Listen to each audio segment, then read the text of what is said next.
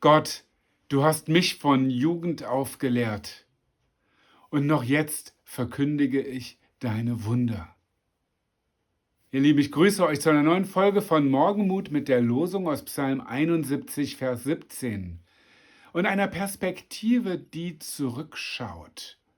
Gottes Segen im Alter oder so ähnlich ist dieser Psalm überblickt und da ist so eine Lebensperspektive über viele Jahre, vielleicht Jahrzehnte.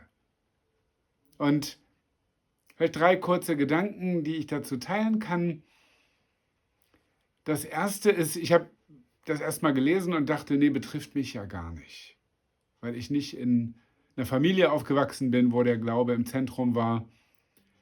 Und dann fiel mir ein, naja, aber ich bin mit 16 zum Glauben an Jesus gekommen und das ist jetzt dieses Jahr auch schon 35 Jahre her. Was für eine Zeit. Aber ich habe dann manchmal Leute getroffen, die schon den Glauben sozusagen mit der Muttermilch eingesogen haben und die manchmal dann Mühe hatten, sich da distanzieren mussten oder das Gefühl hatten irgendwo. Und das waren so Struggles, die ich nicht hatte. Das war dann schon der Akt der Rebellion, Jesus zu folgen. Aber ich will dir sagen, nimm doch das an, wenn du selber damit aufgewachsen bist. Und das ist wahrscheinlich Licht und Schatten, wie in jeder Familie, wie in jeder Kindheit. Aber ich will dir Mut machen, dankbar zu sein für das Gute, was du empfangen hast. Vielleicht waren da Überformungen des Glaubens oder Zwänge oder du hast es auf jeden Fall so empfunden oder andere Dinge, die nicht so leicht waren. Die Frage, ist das jetzt eigentlich mein eigener Glaube oder der meiner Familie? All das kann Dinge komplizieren, aber danke Gott für das, was du schon in der Kindheit empfangen hast. Mancher sind dann neidisch, dass er gar nicht so erstmal so in vollen Zügen irgendwo gelebt hat. Und die dann erst später zum Glauben gekommen sind, die sagen, ach, ihr habt es gut, dass ihr nicht erst diese Umwege gegangen seid. Danke doch Gott für das, was du empfangen hast, auch schon in deiner Familie.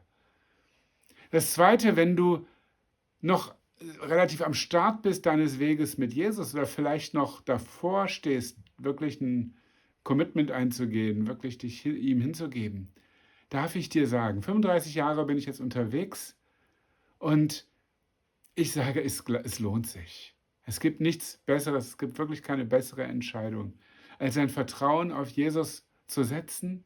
Am liebsten im jungen Alter, aber egal, zu dem Zeitpunkt, wo du jetzt bist. Folge ihm nach. Er beschenkt dich so sehr. Er gibt dir eine Perspektive, er gibt dir einen Sinn für dein Leben. Bei ihm ist Gnade in dieser gnadenlosen Welt. Es ist so wunderbar, auch auf der Langstrecke mit ihm zu gehen. Meine Familie hat mich dann beobachtet am Anfang, hat geguckt, ist das jetzt eine neue Masche von ihm? Ja, hält diese Mode an? Und irgendwann haben sie gemerkt, nee, der meint das doch ernst. Ich will dir sagen, nach 35 Jahren, es lohnt sich, mit Jesus zu gehen. Und das Dritte ist, das richtet sich an die schon länger auf dem Weg sind, so wie ich, oder vielleicht noch viel länger. Ich finde das faszinierend, dass der Psalmbeter hier sagt, noch jetzt verkündige ich deine Wunder. Nicht, ja, ich rede von der Weisheit, ich rede von all meiner Lebenserfahrung, ich bin jetzt total abgeklärt, sondern ich staune über die großen Taten Gottes. Manche hat am Anfang große Taten Gottes erlebt. Da hat Jesus dein Leben verändert, da warst du vielleicht auf Missionseinsätzen oder sonst, hast im Glauben Dinge gewagt und auch Dinge erlebt, vielleicht auch viel Quatsch gemacht, viel Quatsch erlebt, manche Verletzungen mitgenommen. Aber da war vieles real. Und mancher hat sich dann so ein bisschen zur Ruhe gesetzt. Gesagt, ja, das war in meiner Jugend, da war ich auch so wild drauf. Ich will dir Mut machen, wild drauf zu sein. Ich will dir Mut machen, nicht unreif jugendlich zu sein, aber Großes von Gott zu erwarten. Seine Wunder zu rühmen, die du über die Jahre gesehen hast, aber auch jetzt mit seinem Handeln zu rechnen. Manchmal haben wir dann schon so viel Enttäuschung erlebt, Gebete, die vielleicht nicht erhört wurden, dass wir dann irgendwann aufhören, etwas zu wagen, Glauben zu investieren. Und nochmal, ich glaube, es lohnt sich, neu zu investieren, neu zu erwarten, neu auch darauf zu schauen, wo Gott Wunder tut und ihn dafür zu preisen. Wir brauchen Leute, die gestanden sind im Glauben, schon lange mit Jesus unterwegs und seine großen Taten preisen und der nächsten Generation Mut machen, auf ihn zu vertrauen. weil, ich wiederhole mich, weil er es wirklich wert ist. Jesus, ich danke dir für deine Hand in meinem Leben. Danke, dass du mich gerufen hast, als ich jung war. Und danke, dass du all die Jahre treu warst, auch da, wo ich nicht treu war, da, wo ich komische Wege gegangen bin, da warst du dann immer noch da und hast mich wieder auf deinen Kurs gebracht. Danke, dass ich weiter dir folgen darf. Und ich staune über das, was du tust. Ich staune über Neues, was du tust in jungen Generationen.